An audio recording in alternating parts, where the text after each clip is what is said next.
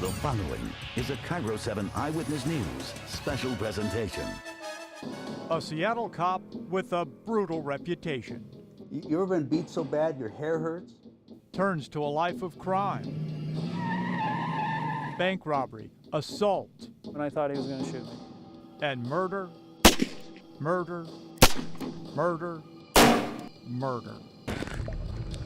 Tonight, KIRO Team 7 investigators unearth new clues linking 4 unsolved homicides here in the Pacific Northwest to one hitman.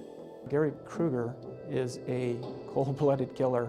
We reveal for the first time who police think murdered hotel and restaurant union leader Mario Vaccarino in 1985 and why his death was staged to look like the work of the mob. There was also Parmesan cheese sprinkled over the victim when he was put in the bathtub. Follow KIRO Team 7 investigators from an isolated desert outside Las Vegas to the bottom of Lake Washington and hear why King County cold case detectives think this professional wasn't working alone. You believe that he had friends, associates that are also killers still out there? Without a doubt. From Cop to Killer begins right now. Good evening. I'm investigative reporter Chris Halsne. For the past 2 years, Team 7 investigators have been telling you about the horrendous, murderous acts of a Seattle-based hitman by the name of Gary Krueger. Police tell me that he killed for personal revenge. He killed for money. He even killed total strangers when someone else wanted them dead. Delivered someplace else! In the mid-1980s, Mario Vaccarino was a powerful man. I don't care what management is saying, that is not true.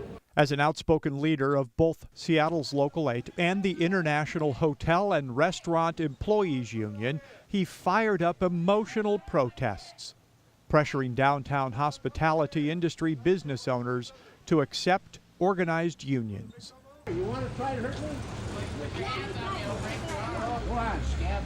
He lived a contentious life as the president of the union, trying to unionize these shops who didn't want to become union, and there was a lot of pickets, a lot of discontent. Vaccarino's daughter Nancy says her father's confrontational rhetoric mirrored his passion to help the working class, but at home he was just a nice, regular family guy. He was a great cook. You could smell the aromas coming from that kitchen. That's what he loved to do. Loved music, loved to golf. There were rumors that Vaccarino was cooperating with this federal organized crime investigation. This commission in Chicago was looking into allegations of racketeering, kickbacks, tax evasion, and embezzlement of union funds. Nancy says it was stressful for her dad. It was sensational, you know, it was good media, and I think they jumped on that at the beginning. Yeah, it wasn't always easy to read or hear about. On Thursday, October 24th, 1985, Vaccarino was home alone in Shorewood, watching Game 5 of the World Series between the Kansas City Royals and the St. Louis Cardinals. 3-2 pitch coming. And it's ripped to right center field, and Van Slyke. By 9 o'clock the next morning, Vaccarino's badly beaten body was found floating face down in his bathtub, pajamas still on, water running. King County detectives had no shortage of motives, but very few leads about the actual killer or killers. Nobody saw a suspect enter the home, leave the home, and although the victim's car was removed from the crime scene and abandoned several miles away, no one saw the car leave the area. The union leader's new Buick Riviera was ditched at this White Center McDonald's parking lot, his wallet prominently left for anyone to find at a local strip club miles away. And that his death was definitely homicide. KIRO-TV, along with the national media, reported details from the crime scene, made it appear that organized crime henchmen had silenced Vaccarino for being a snitch. There was also Parmesan cheese sprinkled over the victim when he was put in the bathtub, as if some sort of a calling to maybe a mob hit or a rat. Detectives didn't say it publicly, but privately they thought Vaccarino's ransacked home looked a little staged. As the years went by, Vaccarino's daughter kept hoping for justice, but the case went cold with no suspects. The longer time went on, it was, oh my God, this, we may never know. We may never have the answers.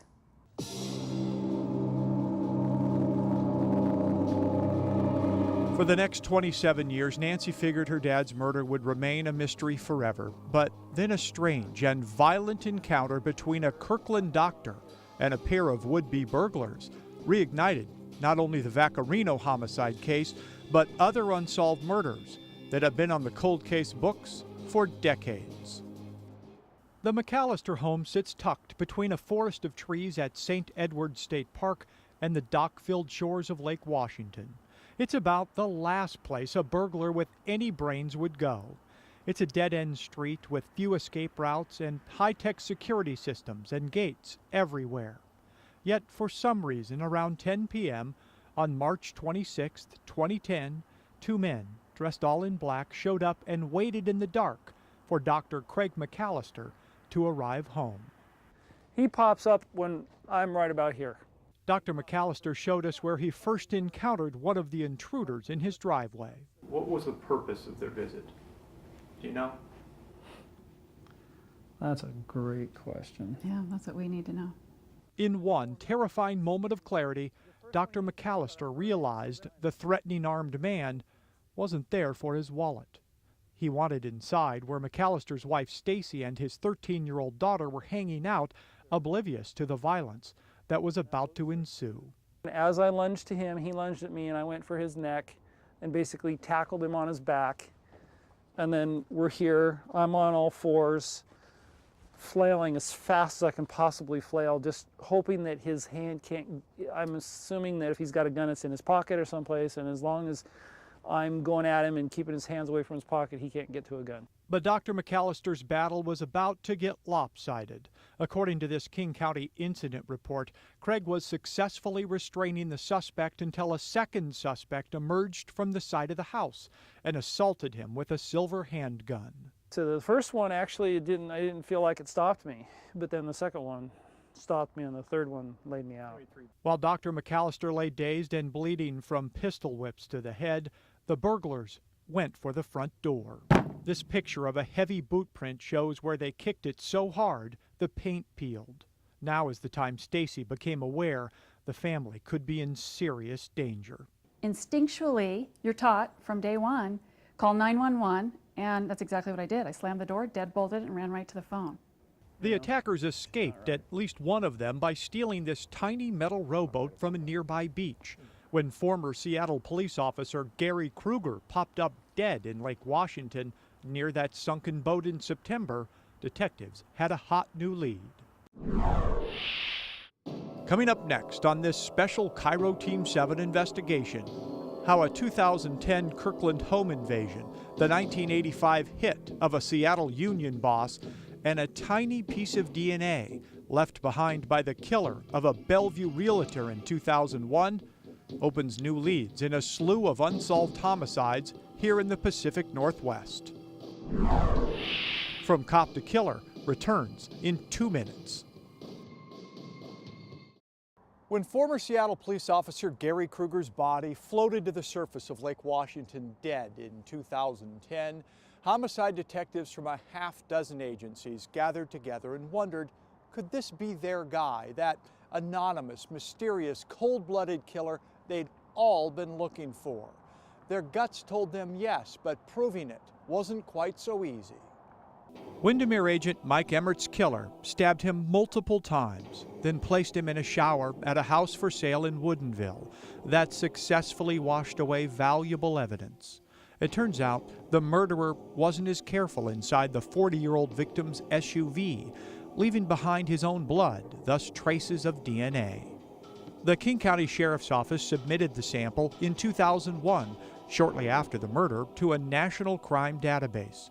Detective Scott Tompkins expected a quick match, but he waited and waited, surprised by the lack of results. How could somebody commit this level of violence and not have a prior offense or be caught in the meantime?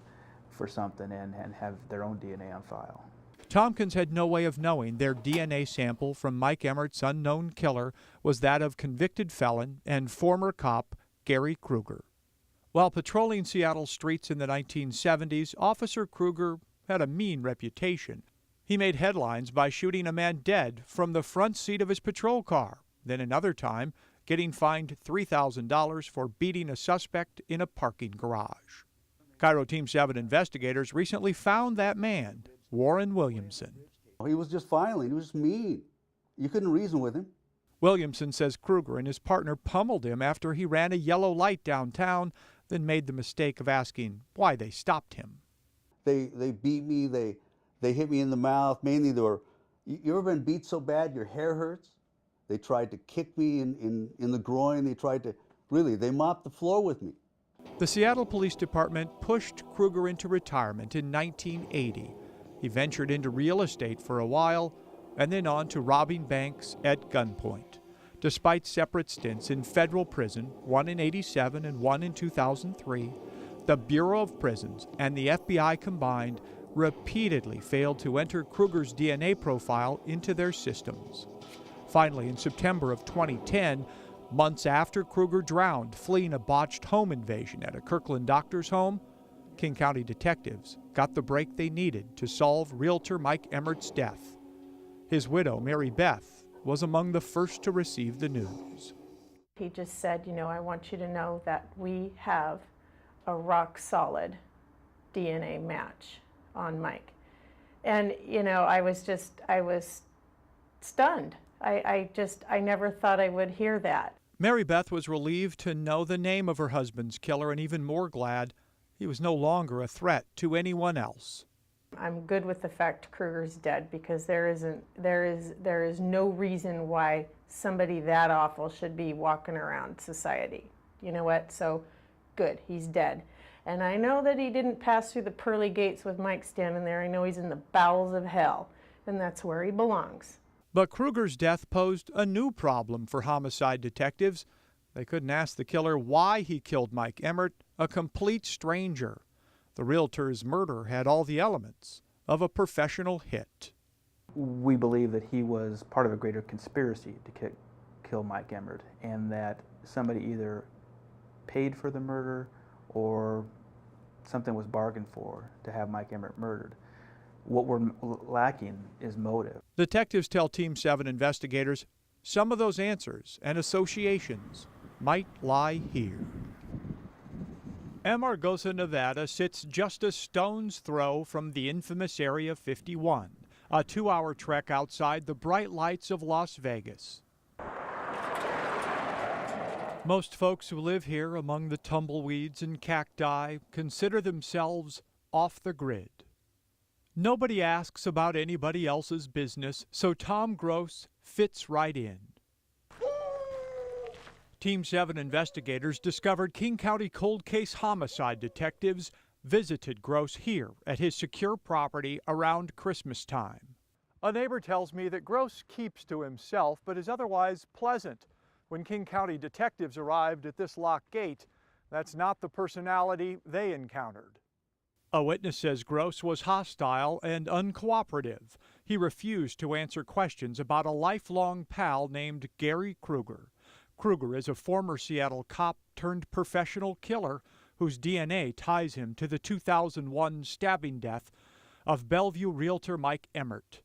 Krueger, now deceased, was the best man at Tom Gross's wedding. To find out more about why a King County cold case homicide task force is so interested in Gross, Team 7 investigators traveled to Nevada. Gross was nowhere to be found.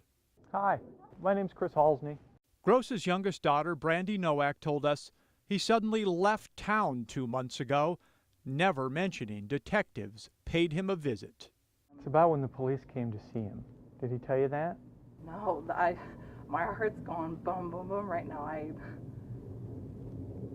I don't know what to say. I'm in shock right now.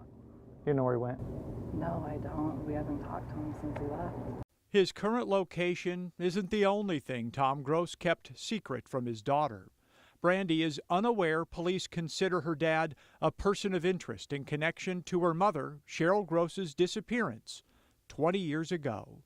Cheryl, who was raised in Lake Stevens, was last seen in 1991 at a Tigard, Oregon hotel with Tom.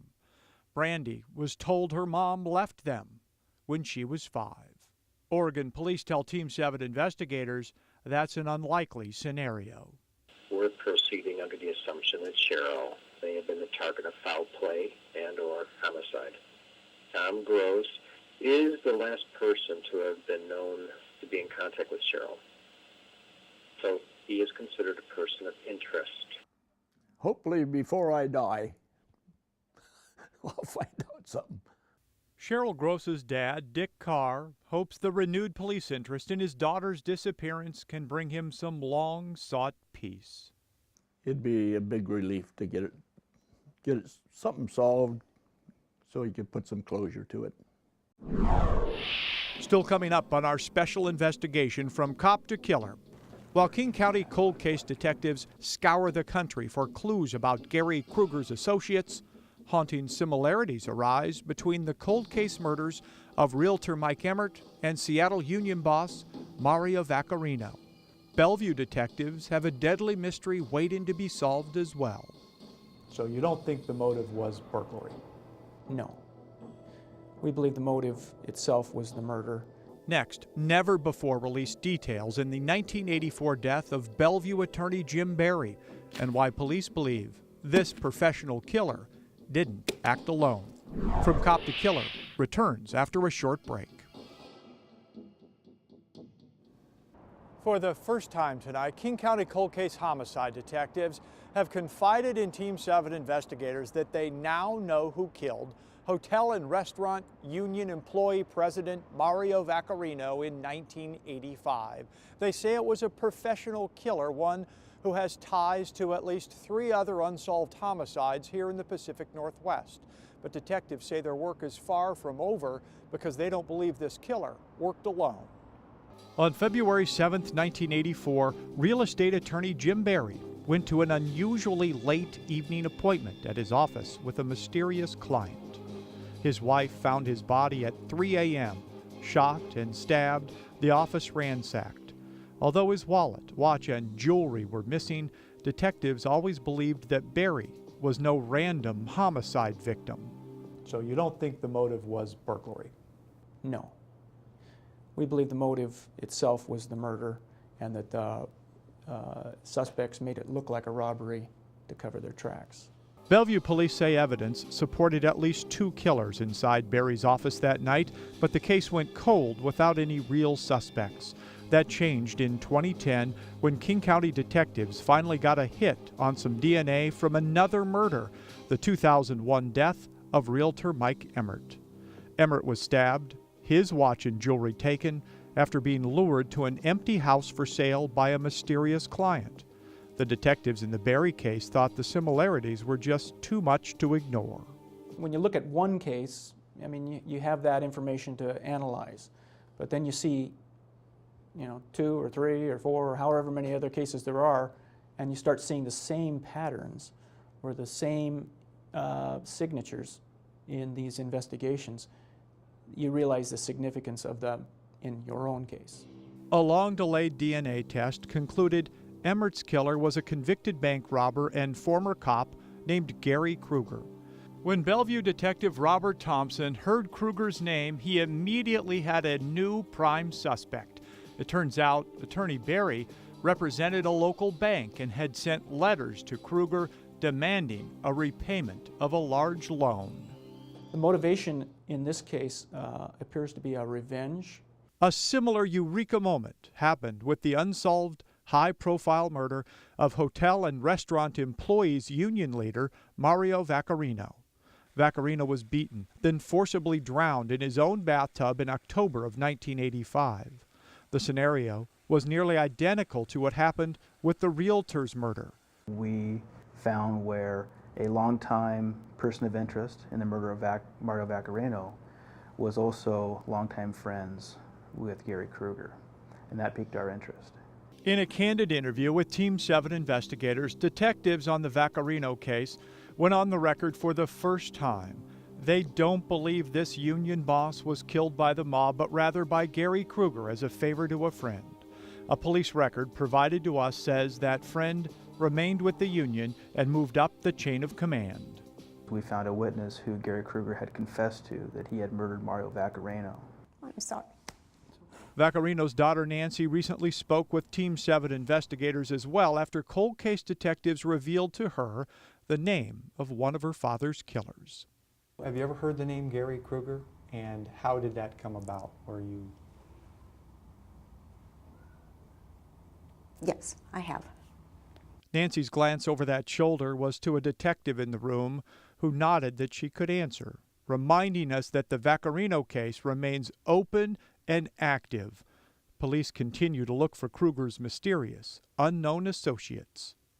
I don't know how someone could live with knowing that they have knowledge of what happened. How can you live with yourself? I couldn't. But I think it's time. We need some answers. Someone has to answer for what happened to him. If there's any doubt left in anyone's mind that Gary Krueger was a professional killer who would murder those who crossed him or for anyone with enough money to pay him, Team 7 investigators discovered that Krueger is tied to yet another unsolved homicide case. Gary Krueger's former friend and Seattle Police Department colleague Terry Dolan was beaten and shot to death in 1981 in what was made to look like a gas station robbery. Dolan's widow, who asked that we not show her face, says she has always suspected Krueger was the killer. He had the eyes of a timber wolf. And they're these cold blue eyes, and they're vacant. And at that time, I told Terry, I don't know who this man is. I don't know how you know him, but he is evil.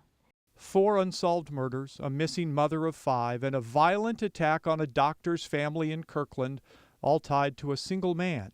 Yet none of these cases are officially closed. You don't believe that Gary Krueger acted alone? We don't believe Gary Krueger acted alone. Gary Krueger is a cold-blooded killer, and I think that's about the closest thing you can say about him. There's nothing good you can say about Gary Krueger. Mary Beth Emmert has spent the last decade trying to find peace while still seeking answers as to why her husband was targeted. I know that Krueger's the one who was responsible for killing Mike. It's his DNA that we have a proven match to, so it's done. If there are others out there who are involved, I think that a lot of us still need to know. Terry Dolan's wife and sons, the McAllister family, the Vaccarinos, Jim Barry's widow, and the parents and children of Cheryl Gross couldn't agree more.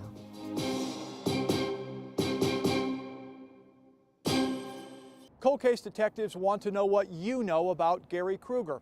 Any rumor, friend, associate, or place he hung out just might be the key to catching people who either helped or hired Gary Krueger to kill.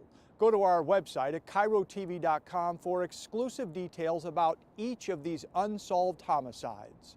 I'm investigative reporter Chris Halsne. Thanks for joining us for this special presentation From Cop to Killer.